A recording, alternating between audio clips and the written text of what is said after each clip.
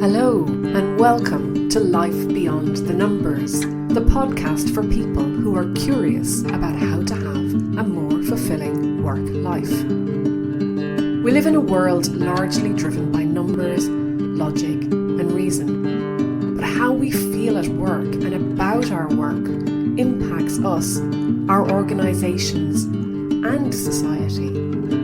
There is a relationship between the numbers of our organisations and the life beyond the numbers.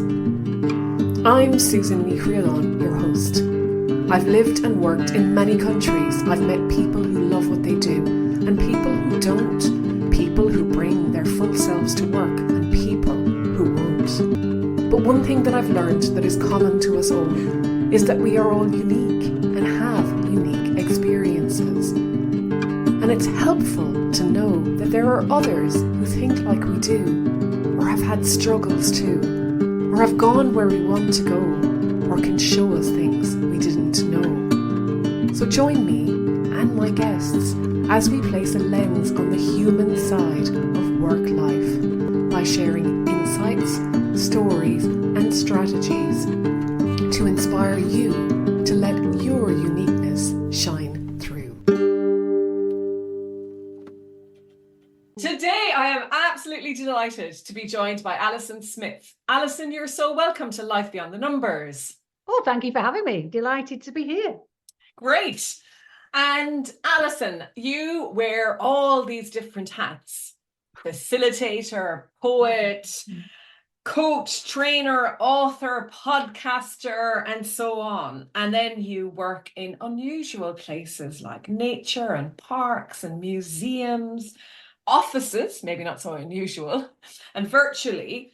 But what intrigues me about your approach is your use of nature and nature's landscapes. Well, nature as a coach, I guess, and then the landscapes of nature as metaphors for our lives. How did this come about, Alison? Well, any of your listeners in business may have heard, because I'm a procurement person by profession, and they may have had procurement knocking on their door for anybody in business saying, "Oh, please do supplier management." And you'd yawn, wouldn't you, really? And what was happening was that they weren't listening to us, and we had problems with suppliers. And we had to think, how do we convince people to pay attention to what we're saying? And so we did a workshop where we asked them to design a garden and sort of said, what sorts of things do you need to think about when you're designing a garden? And it's, well, we need to think about the soil. We need to think about where we put those plants. The plants will need weeding, feeding. So we need to understand how much time we've got. And so once they'd come up with this lovely garden and looking at us going, this isn't a garden design course, I went, but all of what you've just done is relevant to looking after suppliers. And they all went, oh my God. And I think for me, it was suddenly the power of using something people know a lot about and applying it to something they don't know a lot about. And it's sort of like taking it out of your head. So it's being able to see the situation in front of you, all of the patterns. With those managers, we weren't talking about that particular supplier and that particular problem they had with the supplier. We were just doing it very generally with lots of patterns for them to go, oh, we're really not thinking about where we planked our suppliers. Oh, some suppliers need time in the greenhouse and we just plonk them out there and expect them to sort of hit the ground running. So what happened was that worked so well, and we got loads of the internal stakeholders then coming and saying, can you help us look after our suppliers? Whereas before they were going, no, we've got it all sourced. I then realized that, oh, well, if gardening can be a metaphor for supplier management, nature's landscapes could be a metaphor for our lives. That was 24 years ago. And I suppose I've just come at it from every single angle since then, whether it's imagining the landscape in your head, going out for a walk in the landscape, drawing a landscape. Somebody described my book as great ethnographic research, which I think was a polite way of saying it's got no theory referenced in the book, but it's practical. I've used it hundreds of times in business with individuals, and therefore the book is, oh, I tried this and it worked. And then I tried that and this worked. And oh, actually, there's a different way of doing that. And each time I do it with people, even 24 years on, people still see different patterns in nature. Fascinating. And that's why I love it, because nature's available 24/7, 365 or 366 this year. It's a leap year this year. We've all got access to it. And the other thing I think is the fact that it's got known patterns, and like day follows night. We've got the seasons, we've got seeds growing, we've got the weather impacting, we've got clouds, we've got tides coming and going. So there's just so many different patterns that you can always find a pattern that relates to. And to be fair, and the book Can't See the Wood for the Trees came about because I realized when we're stuck, so often we use a metaphor of nature in our language. So we say, oh, I'm stuck in a rut. Here in the UK would say, I can't see the wood for the trees. In other parts of the world, it might be can't see the woods or can't even see the forest for the trees. Or an uphill struggle, I want to turn a corner, I'm at a crossroads. So everybody listening will be able to, even if they can't think now, I suspect in the next week, will either hear themselves or somebody they're talking to use an idiom that's referenced nature.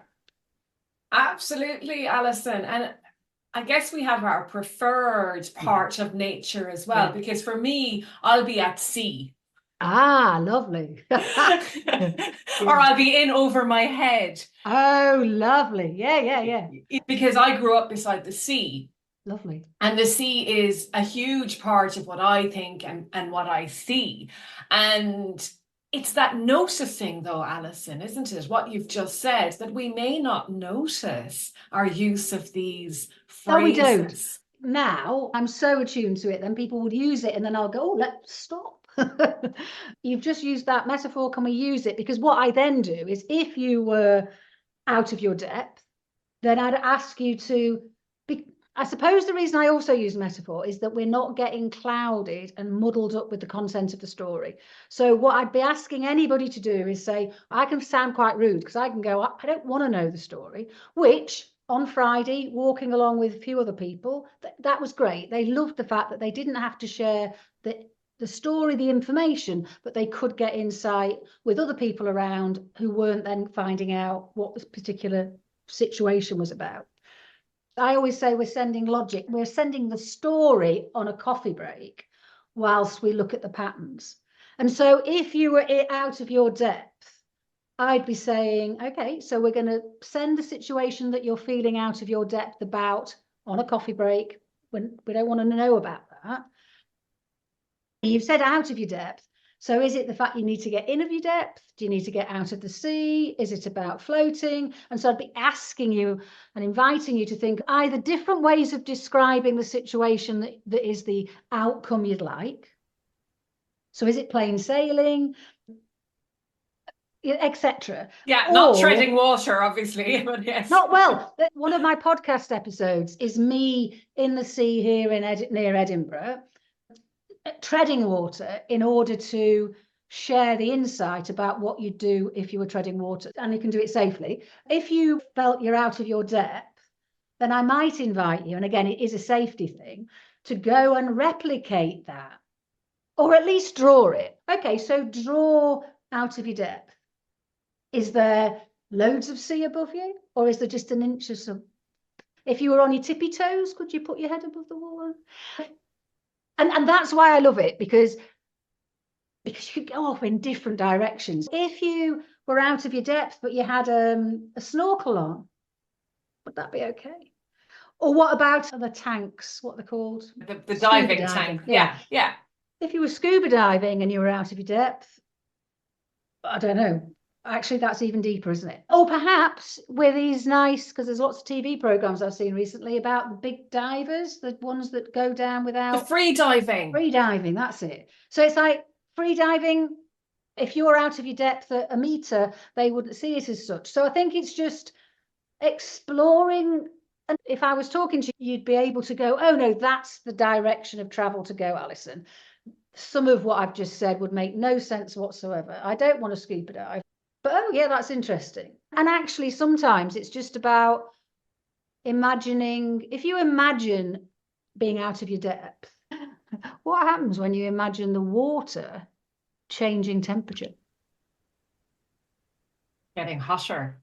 Yeah. Sometimes that can make the situation, suddenly you pop your head above the water, or it's so warm you want to get out of the water. So I think it's just playing around with the metaphor. But what I think listeners will have picked up on, I hope, is at no point have you needed to tell me any of the situation. And the reason I started using metaphor, one of the reasons, was I am such an argumentative so-and-so. So if you try and tell me, oh, Alison, this is the answer to your problem, I will run rings around because my logical brain is attached to the reasons why it's stuck. So do not tell me, no, I know I'm stuck. Thank you very much. So trying to do it logically, I will defend it so much. And that's not helpful. Whereas metaphor, I've got nothing to defend because it's just a metaphor, and my brain inner wisdom goes, yay, yeah, we can talk to her. Here's the metaphor. Yes, just imagine that you're out of your depth in warm water. How does that feel? Actually, I just float to the top when that happens. Yeah, it's kind of fascinating, isn't it, that you're having a conversation about something that may really be charged for you, Yes. and something that you are resisting or whatever, but actually you end up almost childlike with a sense of wonder and awe. Yes, sometimes you do have to sort of very consciously send that story on a coffee break and say, we're sending it on a coffee break. Dearest logical mind, we will get back to it, and we might even give a time scale, because sometimes our logical brain hates being left behind and will keep going, hello, I'm here, hello. This is silly, what is she doing? Yes. So it's the dearest, just trust me, we've been struggling with this for a while. We need some new insight. So I'm just asking you for a coffee break. In a workshop, I'll actually put like a coffee sign for us to all imagine that's where the situation's going. So it invites us to then absolutely be playful, because we're not playing with the story. We're not playing with our attachment to the upset or any of the other emotions. We're not playing with that relationship with that person. We're just playing with the patterns, and our brain just goes, oh. I mean, it is the outcome. Sometimes it might take half an hour, sometimes it may take an hour and a half, and sometimes it can take 2 seconds. But it's just the fact that we see the patterns and we just go, oh, I see. Absolutely. That's what I need to do.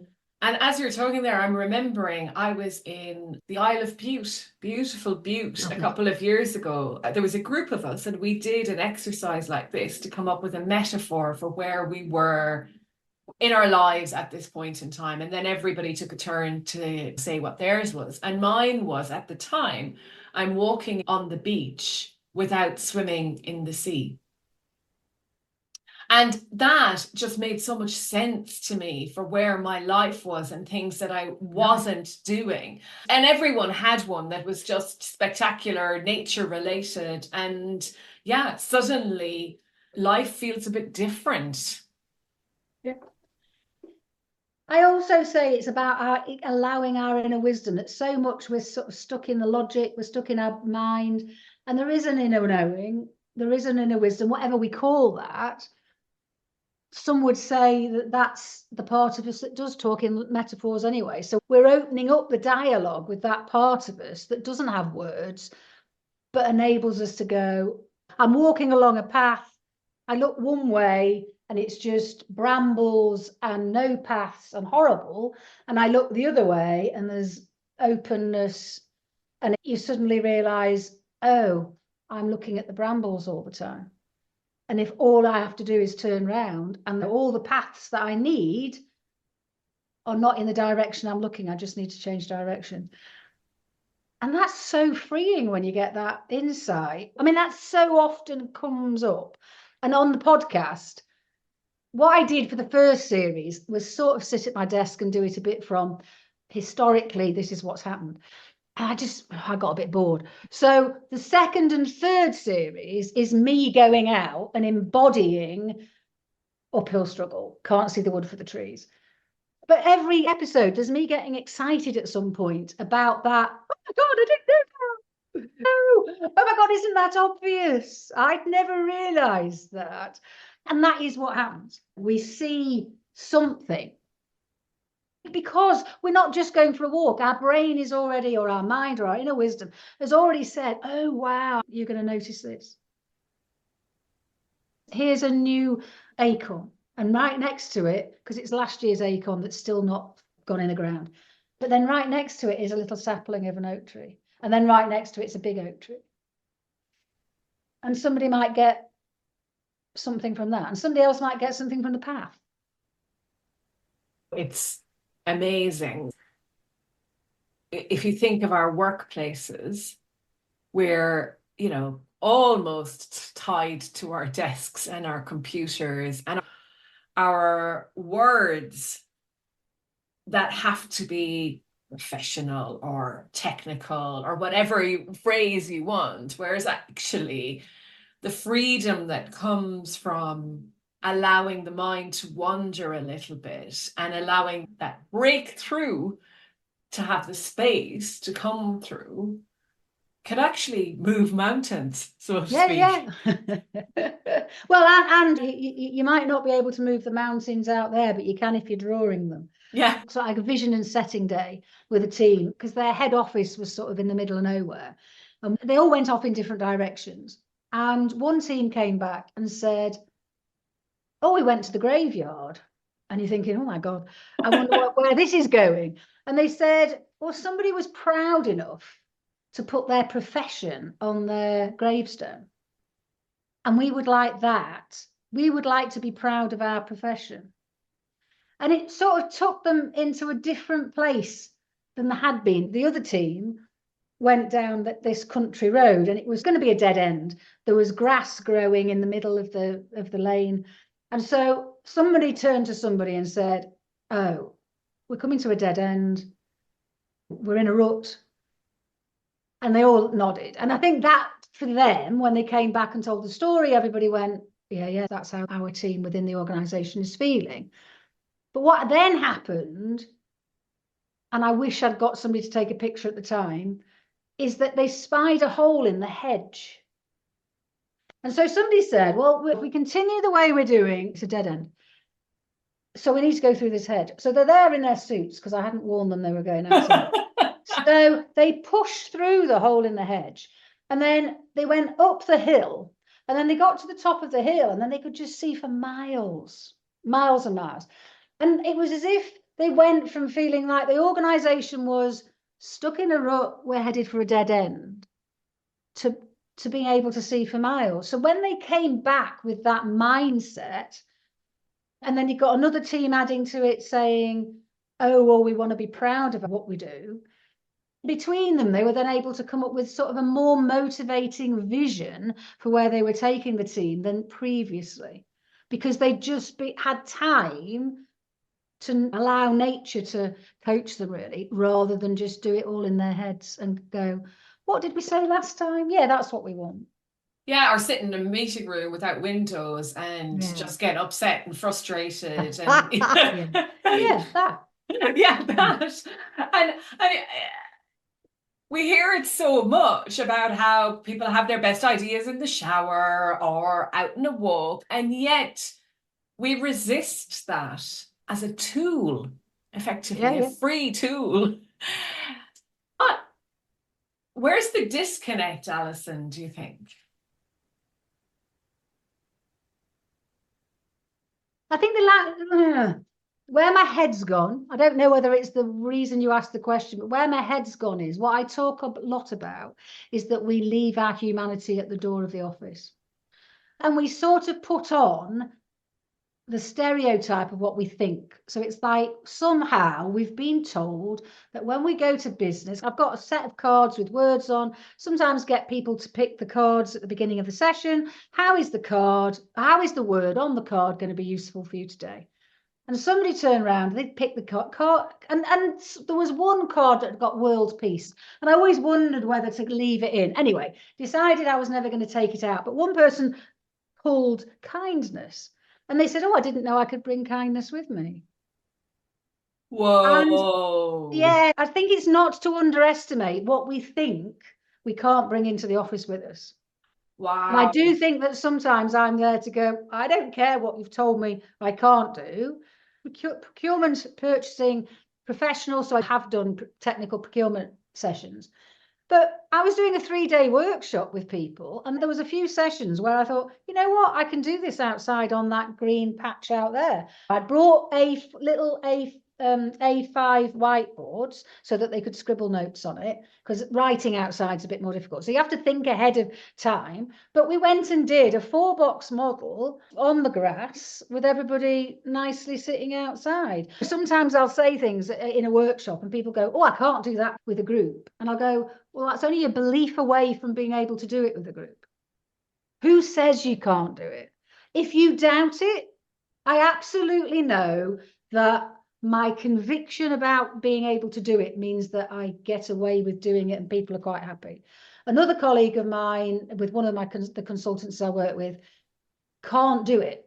And so it falls flat every time they try and do it. And yet that person will still go, oh, Alison's going to teach you this. So in his head, I think it feels like, well, Alison can do that, but I can't. So I think we have to get over ourselves. So it's a bit like, we all know that loads of people have meetings for an hour long.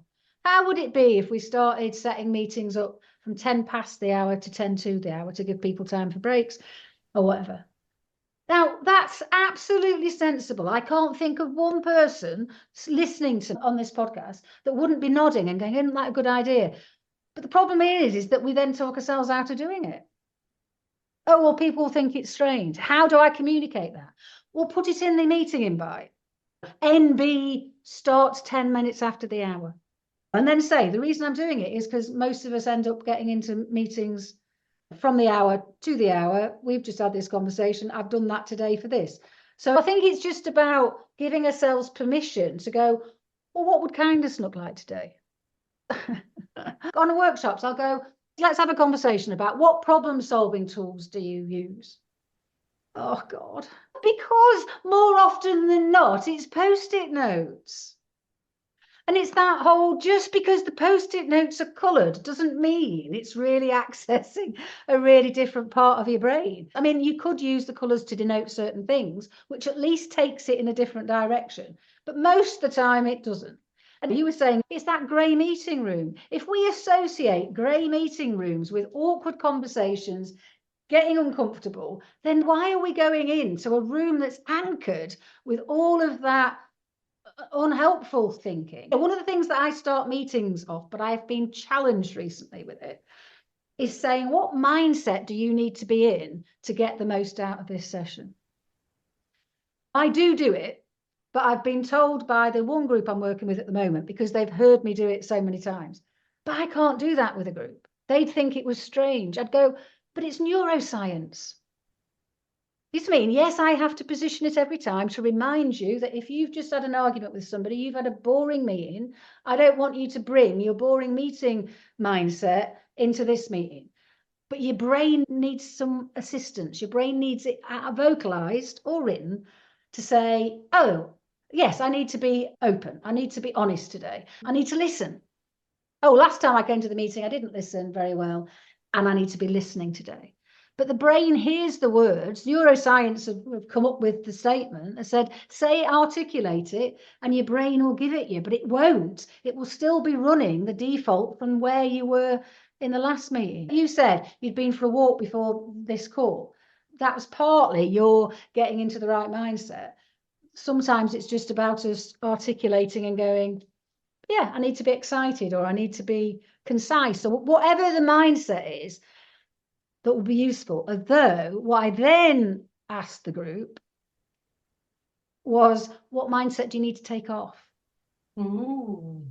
So sometimes I think perhaps the brain needs a little help, I realised, to go, oh yes, I'm being a bit closed. So we can say open and not necessarily hear that means we need to not be closed. So that session, when I did the what do you need to take off, worked loads better.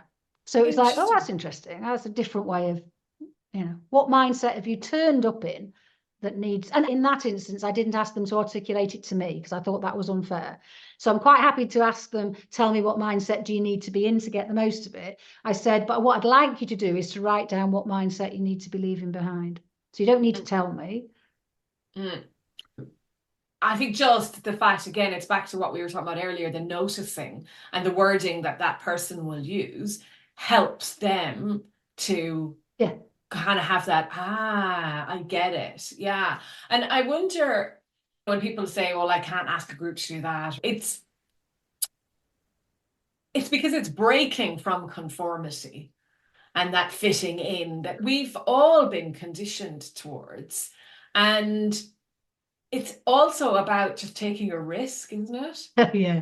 It's also, I do group work as well. And the first time we brought emotions into the room. Oh, wow. To do a session around that. I mean, even though I was ready for it and everything, there was a part of me that was petrified, like this could just blow up in my face and na.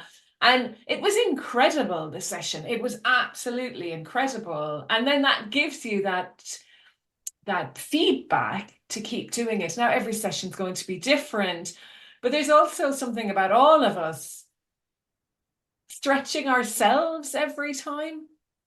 And what I quite often get, which is annoying, but I do get it a lot. Oh, Alison, I get you, but that person in the other meeting won't get you. And it's like, I have the power of being flexible, and therefore I might very well be a bit different with that other person. But I think we also underestimate the power of other people to go with it too. It's like, well, just because I've got it, but oh no, all those other fuddy-duddy people in the business won't. Well, hang on a minute. I have very rarely found people that won't go with it. Absolutely, I need to set it up. So it would be, what does it feel like to be creative? What does it feel like when you're out of your comfort zone? So we do talk a lot about, you're going to feel uncomfortable so that they don't fight it as much. Sometimes I might do a bit more conventional stuff. So by the time on day 2, I'm starting to get them to do really strange things. They go, well, up to now, she's always asked me to do things and there's been a reason, so there must be a reason now. So I think it's just, if we are willing to go with it, why do we assume everybody else isn't? Absolutely. But that is what happens. Everybody underestimates the power of their colleagues to be as open-minded, even if we sort of know that if we started a meeting going, we've all been in those meetings that have been disastrous and really don't want a disastrous meeting. We've got a really important topic to discuss. So what do we all need to remember to do? Let's just have a quick one thing from everybody about what they know makes for a great meeting. Because we need reminding, because it's gone unconscious. So we so often go from one meeting to the next meeting and we're not even in the meeting we're in because we're worrying about the next one. I mean, everybody will nod. And I suppose there is that yes sets piece about, it isn't about just jumping in with a technique. It's about getting the why you're doing it, because everybody will nod. We've all been to meetings that are disastrous. We've all had meetings where actually we have to have another meeting because we didn't cover it in the first meeting. Or the one person who was there wasn't in the right state of mind and they would have the nuggets that we needed. So what do we need to do to get the most out of that person? I remember being in Warsaw one time and mentioning walking meetings. The next session that was on e-auctions of all subjects, we went for a walk from the hotel where the workshop was taking place. And we went to like a really nice hot chocolate place that was sort of famous in Warsaw, apparently, in Poland. It was a bit chilly, but a potentially boring subject. Sorry, anybody that gets really excited about e-auctions, it was. But it brought it alive because they're walking. It was a bit fun. I had the A5 whiteboards so that they could scribble notes. And just every now and again would ask a question, and then they'd be huddled around in 2s and 3s answering the question and swap around. And I think it's just foreseeing what's the potential to go wrong here and what could I do differently. And I think I'm quite happy to try it out. No, it's great, and to the benefit of anyone that's in a session, which is fantastic. Well, I'd like to hope so.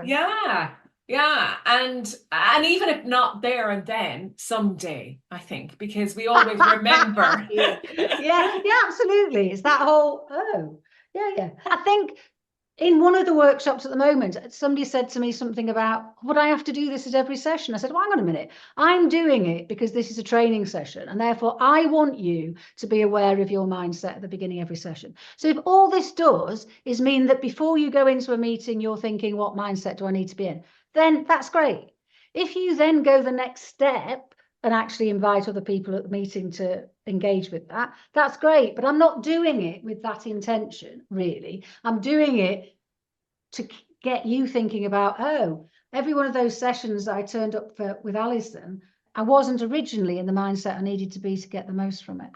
That's interesting. Perhaps I do that all the time. Okay. So what can I do? It's me. So it is that being conscious and going, oh my God, I'm never, ever in the mood I need to be for the meeting, or it takes me 15 minutes to warm up to a meeting. What can I do before that to mean that I hit the ground running quicker? Hit the ground running. Oh, yeah. Well, that would be an interesting one, wouldn't it? But the words, Alison, words and language, I mean, they have just so much power, don't they? And insight within them that we take it for granted, I suppose. We take it for granted and we're not aware. So I've got a session on Friday this week called Words Have Power. And it's going to be asking them to explore what words, because somebody read out an email they'd sent to somebody and they said, I need to be at the meeting. And it was really interesting to just go, sort of ask permission to give feedback and then go, was need the right word? Even though you believed you needed to, in what way would that be received by the other? So I think, again, it's that putting on different shoes or different mindset and going, if I'm in a collaborative mood, would I ever say the word need? We'd say I would like. You can come at it from different ways, can't you? You can either say, what mindset do I need to be in? And then notice what words come out, or notice what words are coming out and going, is that helpful? There's a new podcast I'm going to be doing that I haven't yet done, along the lines of words we live by. And that's going to be asking people to explore sort of mantras that they find themselves saying all the time. Somebody had, you've got to be in it to win it. But they realized that that meant that they said yes to everything and never came out. Because, well, if I say, I don't want to do it now, I might miss the opportunity of winning tomorrow. So it's a bit like the premium bonds. When you're selling your premium bonds, I don't want to sell my premium bonds until after the first of the month when I know whether I've won with them. And so this person was actually never saying no to anything. So never saying no and then never coming out. So actually a lot of the time was being caught up in things that they realized they shouldn't be doing. So when I asked them to change the saying, because what had happened was, in it to win it is a brilliant mantra to live by if we use it consciously, because then we can consciously say it's not appropriate at this time. When it becomes unconscious, then we have unintended consequences, which is what that person was describing. So when I said, so what might a more conscious saying be? And they said, in it to wing it. Now, you could argue that sounds a bit, I'm only going to play around. But to them, it was better than in it to win it. And what happened when I next spoke to them was they said, it's amazing how many things I said no to. I was in it and I wasn't worried about missing out. So I said, no, can't continue with this. And what happened was, as soon as they had done that to sort of 2 or 3 things, a whole load of lovely, lovely things came in because they'd released the energy for it. So it was that in it to wing it just gave them the permission to play, permission to try something out for a much shorter period of time and then go, nah, this isn't for me. So yeah. So yeah, words have power. I would say any idiom or any metaphor that you find yourself using, if the situation is not as you would like it to be, stop, write the idiom down and explore the idiom. And what's the difference between an idiom and a metaphor? No idea. No idea, other than I would say a saying. Yeah. Is just a saying. An idiom, I think, is a saying with a metaphor. I don't know that that's true. So a metaphor would be, I'm like this tree, or it might be the garden, whereas the idiom might be, can't see the wood for the trees. Yeah. Whereas a saying, I think, goes a bit beyond that. Perhaps. But yeah, I don't particularly want to get into the semantics because you're right. I just use it because idiom feels better than the word when I use sayings. I don't know why, though, to be fair. There was a reason at some point when I did it. And it's just that phrase, isn't it? It's what, catch yourself of what you're saying. Yeah, what you're saying, but it needs to be something where it's that whole, oh, you could write rules about what we've just said. Yeah. It's me. I'm at a crossroads. So what sort of crossroads? You know, have you got to make a decision? Do you know where you're already going, or do you not know where you're going? So yeah, it's just asking yourselves questions about what is that saying, stroke idiom, stroke metaphor. What additional information is there? Because the reason that we say to somebody, oh, I can't see the wood for the trees, is because it conveys that overwhelm, that I don't know what to do, without telling the story. The book, Can't See the Wood for the Trees, is, so go to a wood. What would you do in a real wood? You'd follow a path out, you'd cut some trees down, you'd climb a tree, you go to higher ground. There's an infinite number of things you'd do in a wood that you can then come back and go, oh, I see. There was, I don't know, 6 or 7 business leaders in the wood. Each of them had picked a different idiom, really. But anyway, we were there and we were all sort of having a chat.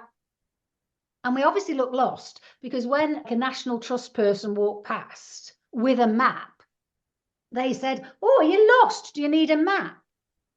And it's like, yeah, the universe works in mysterious ways. How many of you require a map for this situation? And of course, a lot of them went, well, more than likely do, actually. I haven't sat down and penned out what the situation is and all the component parts and whatever. So, yeah, I think it's just that we can see solutions hidden from view. Another metaphor I use is the fact that if you imagine the corner of a room, and therefore you're looking into the corner, so all you can see is sort of the one wall where it meets the other wall, and that's in front of your eyes. When we've got a problem, that is how we see the situation. It's like we're looking at the corner, we're saying, this is the only way to see the situation, and I am stuck. There's no solutions here. There's just a corner, and it's horrible, and I don't want to be here. Whereas using the metaphor just enables us to turn around and see all the other options that are available to us, because the situation is made up of 360 degrees. And if I knew what 360 degrees as a sphere was, because it's not just a horizontal 360 degrees, it's a spherical 360 degrees. And quite often we're looking for a problem, or we're looking for the answer to the problem in 1 degree on one plane. We've got numerous, my head's blown on how many different places we could look for solutions that we're not looking. And you add everyone else in the room up who's looking at a different corner, and suddenly, like, there are layers and layers to unpack. It's fascinating. Words, though, for you, Alison, I think mean a lot as well, because you've written a book, you host a podcast, you're about to host another one, you write poetry. Have you always had this love of words and language? When I was 14, I always remember writing a letter to, like, a magazine, and it got printed. I was an area youth council chairman, and so I'm sort of saying, look, we need to be the change in the world we want to see, sort of thing. So I think it perhaps did start at that point. I had a bit of a lull, you know, between about 25 and 35. But a friend said to me I'd always wanted to write a book, but I don't know that I remember that until I was 35. So I don't know whether I just went to sleep, which is how I described it, really. I had 10 years of being in sleep and then woke up to, oh, I've always wanted to write a book, haven't I? And I suppose the writing helps me, because all of the poems are cathartic for me first.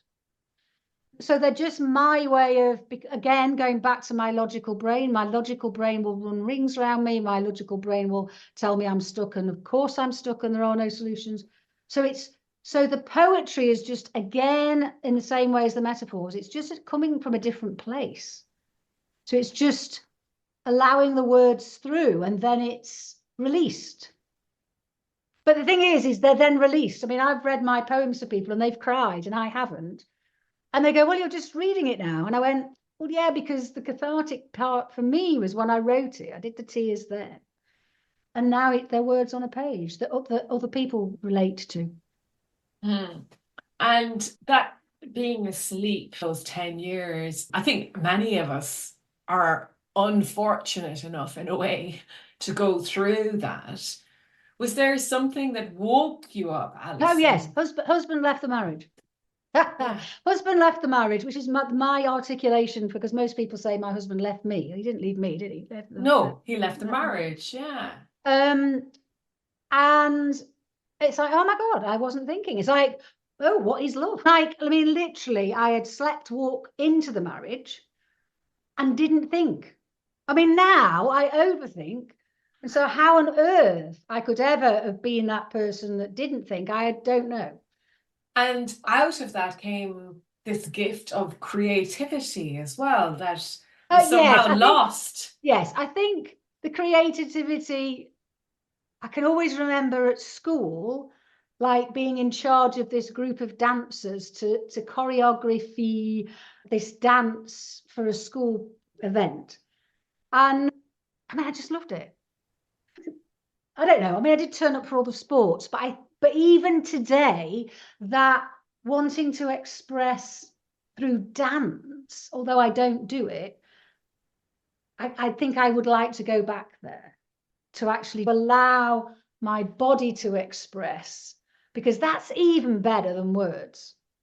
The body is more fundamental, then we have metaphor, and then words that come through inner wisdom, great, and then normal logical words are out there on the periphery, really, in their ability to express what we're saying. And who knew? That sounds very artistic, doesn't it?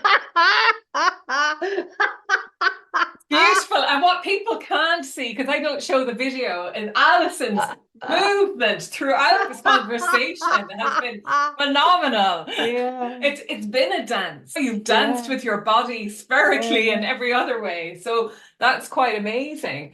And often when we are in that sleeping state, we believe we're not creative as well. And I wonder what that metaphor would be like to explore for someone listening now, for their creativity. Yeah. Where is it? If you had to describe your creativity as someone who doesn't see yourself as creative, what would be the metaphor you would use? Because I would say for myself that finding that creative spark and following it or igniting it has been one of the most rewarding paths and journeys to go on.